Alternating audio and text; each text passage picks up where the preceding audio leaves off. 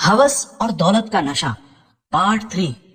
मेरी गाड़ी महविश के घर के बाहर पहुंची और फिर मेरे दिमाग में एक शैतानी आइडिया आया। मुझे महविश के मियाँ पे बेइंतहा गुस्सा था।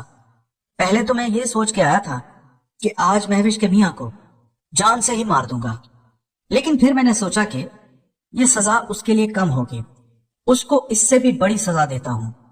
फिर मैंने दिलबर को कहा, दिलबर मेरी बात सुन, आज तक मुझे किसी ने गाली नहीं दी। जब कारोबार मेरा अब्बा संभालता था मैं तो तब भी किसी की गाली नहीं सुनता था। जो भी मुझे गुस्से से बात करता था मैं उसको फौरन गोली मार देता था, लेकिन महविश की मियाँ ने मुझे गाली दी है। मुझसे कंट्रोल नहीं हो पा रहा, इसीलिए मैंने सोचा है कि मैं उसको सबक सिखाने के लिए मैं महविश के शौहर के सामने महविश की लूंगा। तो फिर दिलबर कहने लगा, साहब जी यहाँ पे ऐसा काम नहीं करो, क्योंकि लेने में तो बहुत टाइम लगता है। आप अपनी जगह पे ले लेना, अपनी जगह पे जो दिल आए वो करना। मैंने कहा, दिलबर वहां पे तो मैं वैसे ही कर लूंगा, क्योंकि महविश के साथ मेरी सेटिंग है। मैंने सिर्फ उसके मियाँ को सबक सिखाना है और उसके लिए मुझे यही बेहतरीन हल लग रहा है। तुम ऐसा करना, सबको जाके कंट्रोल करने के बाद महविश को, मुझे और इसके मियाँ को एक कमरे में अकेले छोड़ देना और फिर मैं उसे सबक सिखाऊंगा। दिलबर कहने लगा, चले जैसे आपकी मर्जी। अब हम अपनी गाड़ियों से उतरे तो मैंने दरवाजा बजाया तो महविश के मियाँ ने दरवाजा खोला। उसने जैसे ही दरवाजा खोला दिलबर ने अपनी गन निकाली और जोरदार चमाट उसके मुंह पे दे मारी। वो इतने में समझता कि हुआ क्या है। दिलबर एकदम अंदर घुस गया और मुझे कहने लगा, साहब जी आप भी अंदर आ जाएं। दिलबर ने कुछ लड़कों को कहा कि यहाँ पे रुक जाओ, गली में से कोई शोर शराबा करे तो उसको सबक सिखाओ और अंदर किसी को आने मत देना। हमारे साथ तकरीबन 100 लड़के थे जिनके पास गने थी। दिलबर ने कहा कि वो लोग अंदर आ जाएं और बकाया बाहर रुक जाएं। अंदर तकरीबन 15 लड़के आ चुके थे। मैंने भी अपनी गन अपने हाथ में ले ली थी। अंदर मैं जैसे ही गया तो मैंने महविश के मियाँ को पकड़ा। मैंने उसको चमाटे लगाए, जो मेरे हाथ में आया मैं उसे मारता रहा। इतने में महविश आई। वो कहने लगी, शेर जमान साहब आप मार डालेंगे क्या? मैंने कहा, हाँ मैं मार डालूंगा, इसने मुझे गाली दी है, मैं गाली नहीं बर्दाश्त कर सकता। इतने में महविश के जितने भी रिश्तेदार थे वो सारे खामोश होकर डरे हुए थे, क्योंकि हमारे हाथ में असला था। तो फिर वो कहने लगे, बेटा बैठ के बात करते हैं। मैंने कहा, अब तुम लोगों को मोहब्बत याद आ रही है? तुम लोग यहाँ जमा किस लिए हुए थे? इसलिए ना कि मुझे तुम लोग मारोगे? क्या मैं तुम लोगों को राह चलता हुआ कोई आवारा नजर आता हूँ कि मुझे तुम लोग हाथ लगाओगे? अरे मैं तुम लोगों की नस्लें मिटा दूंगा, मेरा नाम शेर जमान है। फिर वो कहने लगे, नहीं साहब जी, हम आपके साथ लड़ने के लिए नहीं आए थे, हम तो बीच बचाव के लिए आए थे, क्योंकि महविश का मियाँ भी गुस्से का तेज है, इसलिए हमने कहा है कि हम बीच बचाव करेंगे। मैंने कहा, आज तो मैं इसका गुस्सा ठंडा करके ही रहूंगा, ये जिंदगी में कभी किसी पे गुस्सा नहीं करेगा। फिर मैंने दिलबर को कहा, जरा महविश के मियाँ को अंदर कमरे में लेके आओ। वो आया तो मैंने 4 लड़कों को कहा कि इसकी ठीक ठाक खिदमत करो। 4 लड़कों ने उसकी खूब खिदमत की, हत्ता कि वो मुझसे माफिया मांगने पर मजबूर हो गया। फिर मैंने उससे कहा कि तू तो कह रहा था कि शाम में मैं देखता हूँ कि तू कैसे महविश को लेके जाता है, लो मैं लेने आया हूँ, अब रोक ना। क्यों नहीं रोक रहा? जब औकात नहीं होती ना, इस तरह के बड़े बड़े बोल नहीं बोलने चाहिए।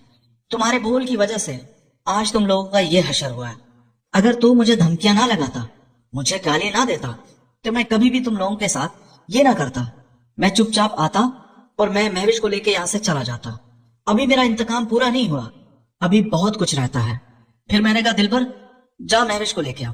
फिर दिलबर गया, महविश को ले आया। फिर मैंने कहा, दिलबर कमरे से लड़कों को भेजो और तू भी जाके बाहर खड़ा हो जा। दिलबर फिर महविश को बुला के आया।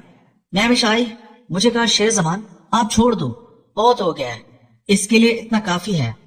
मैंने कहा, नहीं महविश, इससे असल सबक सिखाना तो अभी बाकी है। फिर मैंने दिलबर को आंख से इशारा किया। मैंने कहा, जा और बाहर से कुंडी लगा दे। दिलबर बाहर चला गया। कमरे में मैं, महविश और उसका शौहर था, जो जख्मी हालत में था।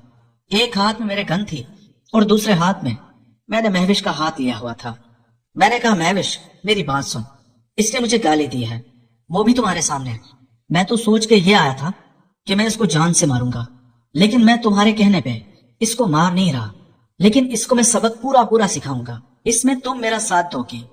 वो कहने लगी, हाँ हाँ शेर जमान साहब, میں آپ کے ساتھ ہوں, بتاؤ کیا کرنا ہے. آپ نے میرے لیے اتنا کیا ہے. میں نے کہا مہوش سب کچھ ہٹاؤ اور قدرتی حلیے میں آؤ. وہ کہنے لگی شہزوان صاحب یہ آپ کیا کہہ رہے ہیں. میں نے کہا ہاں مہوش, میں نے بھی دیکھا ہوا ہے اور اس نے بھی دیکھا ہوا ہے. شرمانے کی ضرورت نہیں ہے, میں اس کے سامنے تمہارے لینا چاہتا ہوں. اس کے لیے یہی سزا ہے. مہوش کہنے لگی یہ سزا اس کے لیے نہیں ہے, یہ تو میرے لیے ہے, آپ ایسا نہیں کرو. پھر اس کا میاں کہنے لگا صاحب جی آپ ایسا نہ کریں, میں کبھی زندگی میں ایسا کام دوبارہ نہیں کروں گا, مجھے معاف کر دیں, مجھے پتہ نہیں تھا آپ اتنے پاورفل ہیں. میں نے کہا اگر میں پاورفل نہیں ہوتا تو تمہیں تو اپنا شیطانی روپ دکھانا تھا نا. تو اب اس لیے مجھ سے ڈر رہا ہے کیونکہ میں پاورفل نکل آیا. تجھے بھی تو سبق سکھانا ضروری ہے تاکہ دوبارہ کسی پاورفل شخص کے ساتھ تو ایسے لہجے میں بات نہ کرے. پھر مہوش منع کرنے لگی. میں نے کہا نہیں مہوش, میرا دماغ پہلے ہی بہت خراب ہے, مجھے کرنا ہے تو یہ کام کرنا ہے, ورنہ مجھے اس کو گولی مارنی پڑے گی. فیصلہ تمہارے ہاتھ میں ہے, چن لو تم کیا چاہتی ہو. پھر مہوش کہنے لگی نہیں صاحب جی آپ اس کو گولی نہیں مارو, آپ تو بڑے لوگ ہیں, آپ بچ جائیں گے, سارا الزام میرے پہ آ جائے گا. میرے رشتہ دار ہیں, برادری کا مسئلہ ہے, مجھ سے کوئی بات بھی نہیں کرے گا. سب یہی کہیں گے کہ میں نے اپنے شوہر کو اپنے ہاتھوں سے مروایا ہے. فی الحال میں مظلوم تو ہوں کیونکہ سب کو پتا ہے میرا شوہر نفسیاتی ہے, مجھ پہ ہاتھ اٹھاتا ہے.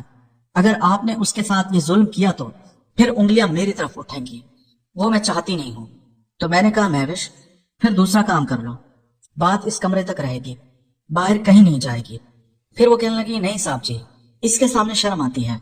میں نے کہا شرم کیسی, تم نے تو اس کے بچے پیدا کیے ہوئے نا اور اس کے ساتھ وہ کام بھی کیا ہوا ہے.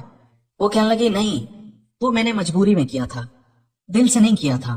میں نے کہا مہوش میں تمہیں کہہ رہا ہوں نا جلدی کرو, تمہیں پتا ہے میرے ساتھ 100 بندہ آیا ہے, تمہاری پوری گلی میں رش ہے, ہماری گاڑیاں کھڑی ہوئی ہیں, تھوڑی دیر بعد سارے محلے والے جمع ہو جائیں گے, ہمیں جلد از جلد یہاں سے نکلنا بھی ہے. تو خیر پھر مہوش میری بات مان گئی اور پھر وہ قدرتی حلیے میں آئی. وہ جیسی قدرتی حلیے میں آئی اس کا شوہر نظریں نیچی کرنے لگا. میں نے اس کو منہ سے پکڑ کر کہا اوپر دیکھ, اب نظریں نیچی کیوں کرتا ہے, یہ تمہارے لیے بہت آسان سزا ہے, ورنہ تمہاری سزا تو وہی تھی جو میں سوچ کے آیا تھا.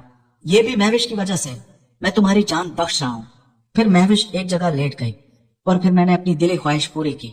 وہ بار بار نظریں نیچی کرتا رہا اور میں بار بار اس کو کہتا تھا کہ دیکھ دیکھ تیری یہی سزا ہے. پھر 10 منٹ بعد یہ کھیل ختم ہو چکا. میں نے پھر خود کو سیٹ کیا اور پھر میں نے دلبر کو آواز لگائی. میں نے کہا دلبر دروازہ کھول, اب ہم جا رہے ہیں. پھر ہم باہر آئے. میں نے کہا مہوش جو بھی تم نے سامان اٹھانا ہے اس گھر سے وہ پیک کر لو.